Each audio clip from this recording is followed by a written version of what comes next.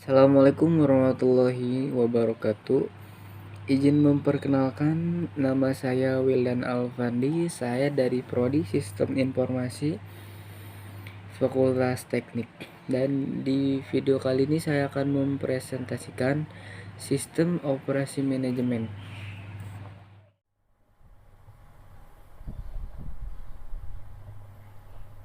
Sistem dan lingkungannya. Pertama ada pengertian sistem, kedua karakteristik sistem, ketiga macam-macam sistem, dan keempat sistem dan subsistem. Jadi di sini saya akan menjelaskan pengertian sistem terlebih dahulu.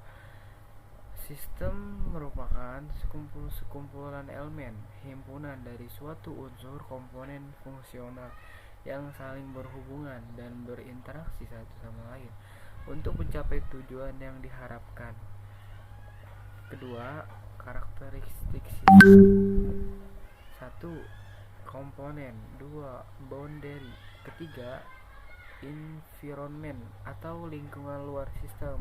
Keempat, interface atau penghubung sistem. Kelima, input atau masukan. Keenam, output atau keluaran. Ketujuh, proses pengolahan sistem. Dan terakhir adalah object and goal atau lebih disebut sasaran dan tujuan sistem. Macam-macam sistem. Macam-macam sistem di sini ada 4, yaitu pertama, 1. Sistem abstrak dan sistem fisik. 2. Sistem deterministik dan sistem probabilistik. Dan ketiga, sistem alamiah dan sistem buatan manusia. 4. Sistem tertutup dan sistem terbuka. Selanjutnya sistem dan subsistem. Subsistem adalah komponen yang koheren dan agak independen dari sistem yang lebih besar. Subsistem merupakan komponen atau bagian dari suatu sistem. Subsistem ini bisa fisik ataupun abstrak. Subsistem sebenarnya hanyalah sistem di dalam suatu sistem. Ini berarti bahwa sistem berada pada lebih dari satu tingkat. Lanjut, sini adalah materi kedua, yaitu manajemen dan lingkungan. 1. Karakteristik manajemen. 2. Fungsi manajemen dan organisasi. Karakteristik manajemen. Manajemen adalah proses yang berorientasi pada tujuan. Suatu organisasi memiliki serangkaian tujuan dasar yang merupakan alasan dasar keberadaannya. Manajemen menyatukan upaya individu yang berbeda dalam organisasi untuk mencapai suatu tujuan ini. Manajemen bersifat luas. Kegiatan yang terlibat dalam mengelola suatu perusahaan adalah hal yang umum bagi semua organisasi, baik ekonomi maupun sosial ataupun politik. Manajemen bersifat multidimensi. Manajemen adalah aktivitas kompleks yang memiliki berbagai dimensi. Manajemen adalah kekuatan yang tidak berwujud. Manajemen adalah kekuatan yang tidak berwujud, yang tidak dapat dilihat, tetapi kehadirannya dapat dirasakan dalam cara fungsi organisasi. Fungsi manajemen. 1. Adalah planning. Planning juga sering disebut dengan fungsi perencanaan yang menyiapkan kegiatan dalam organisasi. Bagian satu ini cukup penting karena memang sebuah rencana harus digarap dengan matang. Hal itu untuk menghindari terjadinya kebingungan akan tujuan di masa yang akan datang. Kedua adalah lead. Lead memiliki arti sebagai fungsi pengarahan. Setelah memiliki fungsi perencanaan, manajemen satu ini juga memiliki fungsi pengarahan. Fungsi satu ini sangat bermanfaat untuk mengarahkan rencana yang sudah dibuat sebelumnya. Dan ketiga adalah controlling. Tentunya yang satu ini bisa juga disebut dengan sebutan fungsi kontrol. Tidak jauh berbeda dengan fungsi pengarahan sebelumnya. Fungsi satu ini berguna untuk mengawasi setiap kegiatan agar selalu arahan. Sini adalah fungsi manajemen. Lanjut, organizing. Fungsi pengorganisasian adalah sebutan lain untuk fungsi organizing. Dalam fungsi ini diharapkan pemimpin organisasi dapat merencanakan dan memberikan kebijakan efektif membuat kinerja para sumber daya manusia juga menjadi lebih baik.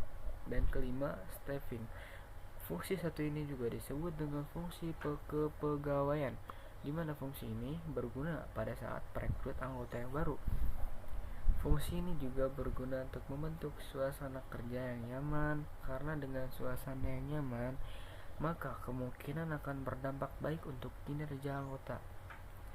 Dan keenam adalah time management. Selain itu, manajemen waktu juga sangat penting, karena dengan manajemen waktu diharapkan dapat menghasilkan kinerja yang efektif dari para anggota. Selain itu, supaya tujuan dari suatu organisasi tercapai tepat pada waktunya.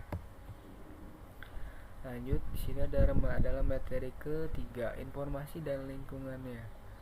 Di sini adalah pengertian sistem, kedua karakteristik sistem, ketiga macam-macam sistem, dan keempat subsistem. Baik, di sini adalah materi ketiga, yaitu kualitas informasi. Kualitas dari suatu informasi tergantung dari tiga hal, yaitu satu, akurat. Berarti informasi harus bebas dari kesalahan dan harus jelas, mencerminkan maksudnya. 2. Tepat pada waktunya. Berarti informasi yang datang ke penerima tidak boleh terlambat. Informasi yang sudah usang tidak ada nilainya lagi, karena informasi merupakan landasan dalam pengambilan keputusan. 3. Yaitu relevan. Berarti informasi tersebut mempunyai manfaat untuk pemakainya. Lanjut adalah nilai informasi. Nilai informasi ditentukan oleh dua hal, yaitu satu, manfaat dari informasi tersebut. Kedua, biaya untuk mendapatkan informasi tersebut. Suatu informasi dikatakan bernilai bila manfaatnya lebih efektif dibandingkan dengan biaya mendapatkannya. Siklus informasi. Siklus informasi menurut John Birch adalah gambaran secara umum mengenai proses terhadap data sehingga menjadi informasi yang bermanfaat bagi penggunanya. Informasi yang menghasilkan informasi berikut, demikian seterusnya proses pengolahan data menjadi informasi. Di bawah ini adalah gambar dari siklus informasi. Lanjut, materi keempat, sistem informasi dan lingkungannya. Di sini ada penerapan sistem informasi dalam sistem informasi. Penerapan sistem dalam sistem informasi. Penerapan sistem informasi dalam sistem informasi yaitu e-learning atau electronic learning, merupakan sistem informasi yang diterapkan dalam sekolahan. Penerapan sebuah data yang diproses dan disebarkan melalui teknologi. Kedua adalah e-banking. Dengan metode ini, seseorang hanya harus mengirimkan SMS dengan format tertentu, lalu nantinya format ini akan dikirimkan ke nomor yang sudah ditentukan. Jadi seseorang tidak perlu repot-repot pergi ke bank, ya guys. 3 yaitu e-commerce atau perdagangan online. Di sini perdagangan online ini karena kerjanya juga mempermudah proses perdagangan yang ada, di mana seseorang hanya perlu memasukkan pencarian barang yang diinginkan, lalu pilih beli. Nanti komponen sistem informasi berupa output akan muncul, yakni barang yang dibeli tadi. Lanjut, sistem informasi dan lingkungannya. Sini ada menjelaskan prinsip-prinsip sistem informasi. Kedua, menjelaskan komponen sistem informasi. Ketiga, menjelaskan peranan sistem informasi bagi manajemen. Prinsip sistem informasi. Bagian-bagian dari SIM saling berkaitan, saling berpengaruh, saling bertergantungan, saling melengkapi dan terpadu. 2. Pembakuan keterpaduan. Ketiga, berorientasi untuk mencapai tujuan, sasaran, maksud tertentu. Hasil sistem lebih besar dibanding hasil bagian-bagian, baik dilihat dari segi mutu dan atau jumlah. Subsistem mempunyai tujuan sebagai bagian dari tujuan organisasi, mempunyai manfaat yang jelas, pastinya mempunyai mekanisme keamanan yang dapat diandalkan. Dan di sini ada peranan sistem informasi bagi manajemen. Sistem informasi manajemen adalah menyediakan layanan yang dapat dipakai sebagai dasar perencanaan, pengawasan, hingga pengarahan yang dilakukan oleh pihak manajemen.